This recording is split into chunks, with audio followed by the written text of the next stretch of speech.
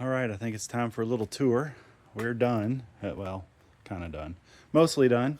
I've got a little bit of finishing up to do on the headers before I send those out to Jet Hot Coat, but there's dual 2.5-inch outlet. Those are 1970 Super B tips.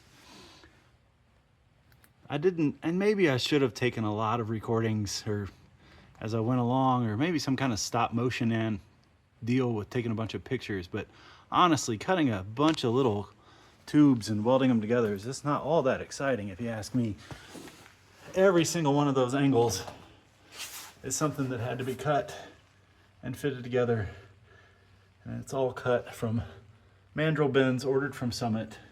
If you ask my local shop, the bends from Summit and the tube from Summit is all crap.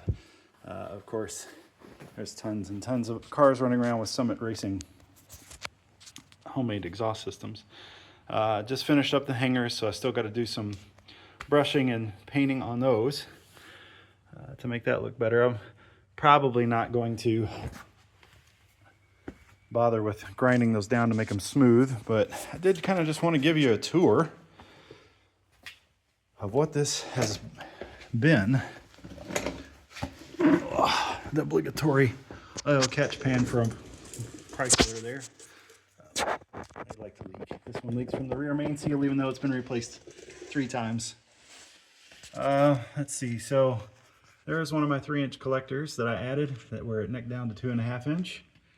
I had a universal collector joint on this end, so I only need 3 of the 5 that are there. But I've shown off my H-pipe in a previous video, but here it is in place.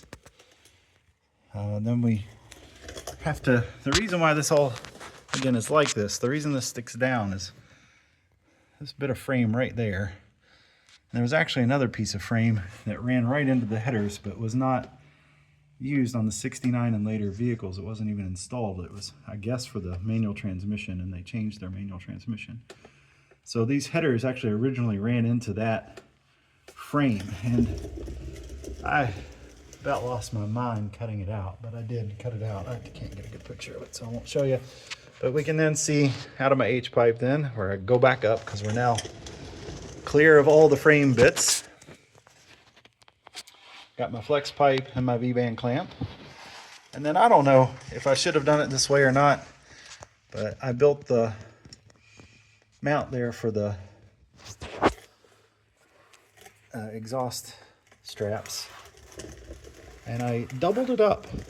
And I don't know if I should have doubled it up, but I had extra parts and I thought, you know what, I don't want this wiggling, so I'm going to double it up. I doubled it up on both sides. I used the original exhaust hanger on this side, and so that's where the exhaust used to run. It may have been a little higher originally, but I don't really care. The way I did it before, it was a lot lower than it is now, so this is at least an improvement there. My dual 3-inch MagnaFlow exhausts, MagnaFlow mufflers. Those are big suckers. They're quite a bit longer than the old ones. And then we get to the part that, other than the hangers that are just welded up, I built the part from the muffler to the V-band clamp in one section. And then I built the 2 tailpipes as 2 separate sections. And this had to get welded together here in the vehicle, under the vehicle, which wasn't super fun. You can see then I neck down here. This goes to from 3-inch to 2.5-inch here, and then it's 2.5-inch all the way back rather than 3. Ideal gas law for any engineering nerds here, PV equals nRT. I'm hoping that by the time the exhaust gets to the back of the vehicle, it's cooled enough that the volume is lowered and I don't have to worry about it. But I tried to use the original routing for the exhaust tubes. You can see the spot in the frame, at least that's my guess, that's what that's for. This one had a 318 in it, which I guess was single exhaust. I don't know if the 383s had dual exhausts or not, but the frame is bent the same on both sides, so put it up through there, and then I go down and around. I'm hoping that that's plenty of clearance as I go over bumps. If it won't be, it's probably going to make some clearance, or it's going to break this hanger off. That'll be super fun. But that's it. That is my new exhaust in my pickup truck. Homemade. Not dealing with a shop here in town. Got exactly what I wanted. Just took my time.